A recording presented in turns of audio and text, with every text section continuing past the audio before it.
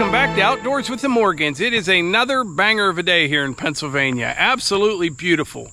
Now, I did see coming up this week, it's supposed to warm up quite a bit. However, I don't think it's going to be real humid. I'm saying fall is almost here.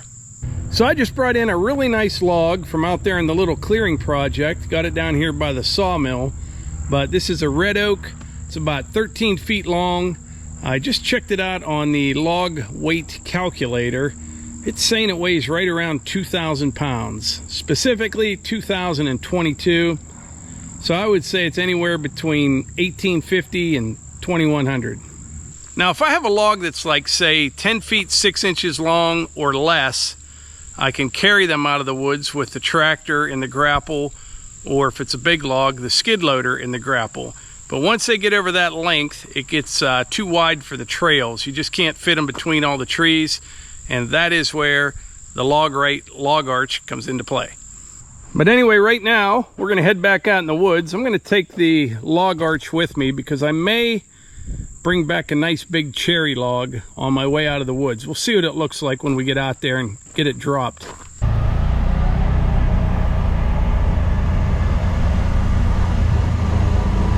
All right, so we're out here on the little clearing project. And if you watched that video the other day, Melissa and I decided, mostly Melissa, to make this all quite a bit bigger. So we're going to be going that direction where the excavator is, probably another 50 feet.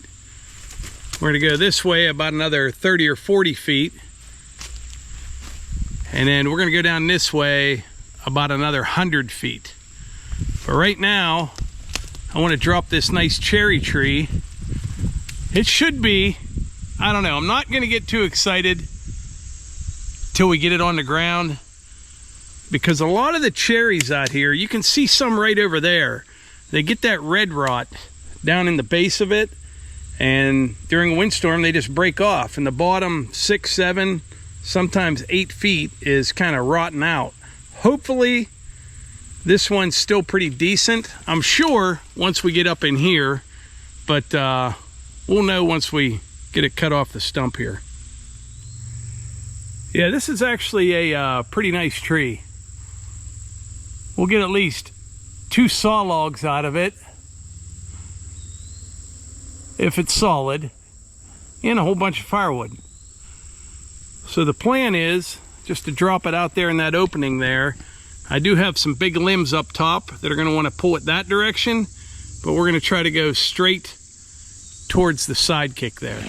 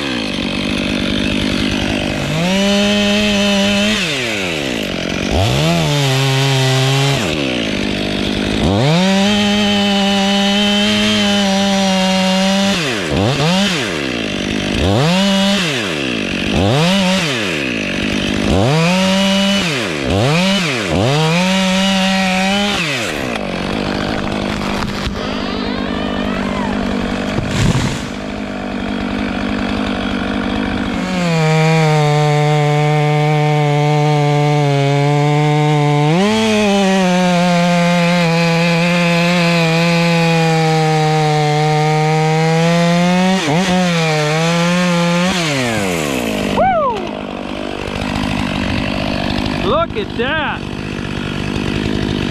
Perfect.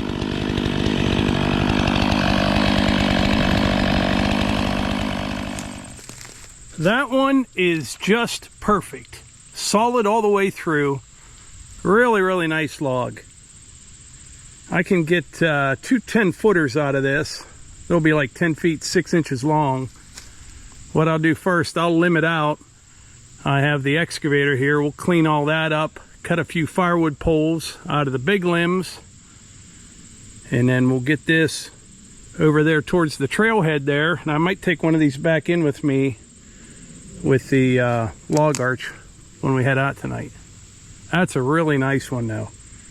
Like I said, most of them out here, they get so much rot down towards the bottom, and that one's perfect.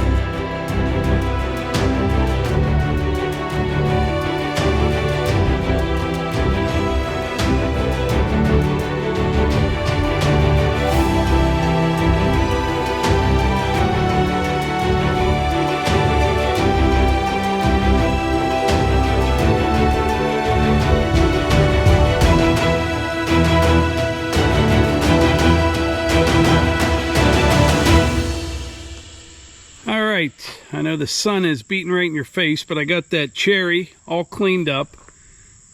Got this beautiful cherry log over here. We're going to measure this up in a minute. We'll put this here in low range, because it's pretty heavy. If you notice what I did, it's back a little bit more than what I wanted. So I put the cable back a little bit, so when I pick it up, it'll come forward some.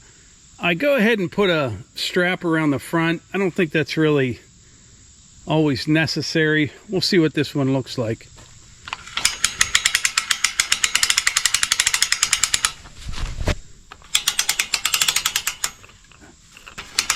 I should be in high range until it gets tight, but for these purposes, you get the idea.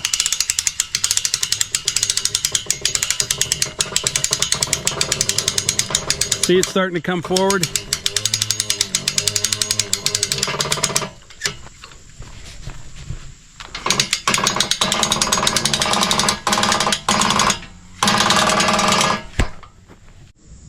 So the front was pretty low. It was just touching the ground. So I went ahead and I'm putting this strap on it right here. That'll lift this end up, and this one will be fully suspended off the ground.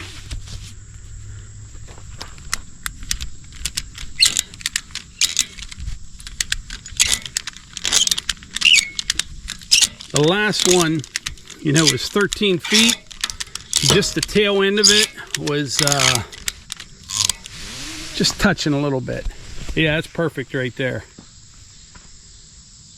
So yeah, I just measured this one up. This is 22 inches at that end, 20 at this end. Nice and straight, solid through and through. Real nice color, and not a lot of sapwood. I've mentioned before to walk over here in the shade a little bit. It is literally, you walk 15 feet, 20 feet, into the shade, it's like 10 degrees cooler. But we have pretty good cherry around here. It's black cherry, but it can be hit or miss. Like out here, like I said, almost everyone that I have ever taken from this area right here has that red rot in the bottom. That one is the exception. That's a really nice one right there.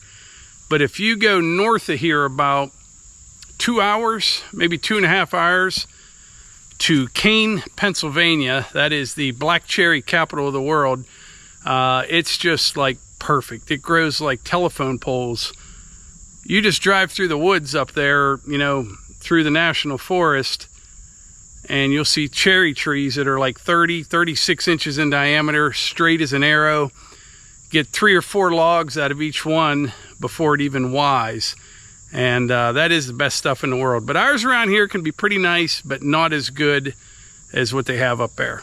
But right now, I was gonna go put the split fire log splitter on the excavator and come out here and split up some of these rounds, kind of downsize them. But daughter Eva is home for college this weekend since it is Labor Day weekend, and she would like to continue her education by learning to run the excavator. So what I'm going to do, I'm just going to grab a couple of these rounds right here. We'll move them over here into the open, and then when she comes out, I'm just going to show her the controls, how everything works, how to be safe, and then I'm going to leave. I don't want to put, you know, stress her out or anything, because I can do that sometimes. I'll take that cherry log back over the yard, and then we'll come back and check on her and see how she's doing. But I think she's going to make a video of this for her channel, which is just Eva Morgan. I'm going to show her, you know, what I've shown other people that have never run one before, kind of a little practice setup that gets them familiar with the controls. Can be a little frustrating, but instead of just like tearing into a stump or something that needs a little bit of finesse.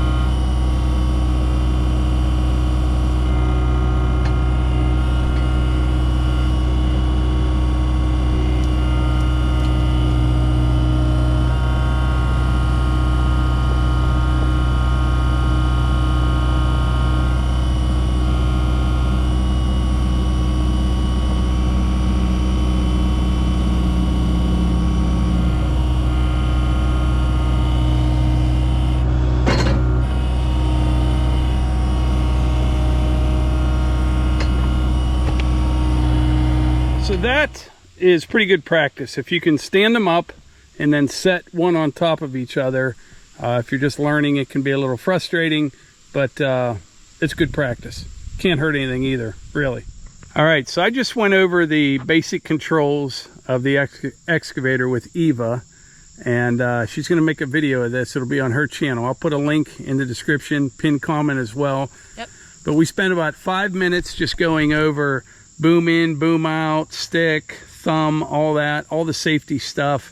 And instead of sitting here staring at you and making you nervous, I'm going to leave and come back in a little while. Yep. And hopefully the machine's not torn up. Oh, all right. So I'm taking this log back down, or down to the wood yard there. And Melissa's out here with the dogs. Dog and Hunter. Eva's out there right now learning how to run the excavator. Yeah, I can still hear it running and no crashing. So. I went over the controls with her just once and then kind of randomly. Okay. And, you know. She's pretty quick, so. Yeah. I have no doubts that she'll be fine. She'll be fine. Do you think I could stand on that log like a surfing thing? Probably could do that. While you pull it. Not down the hill, but. What's the hunt man and the dogs doing over there? Oh, boy.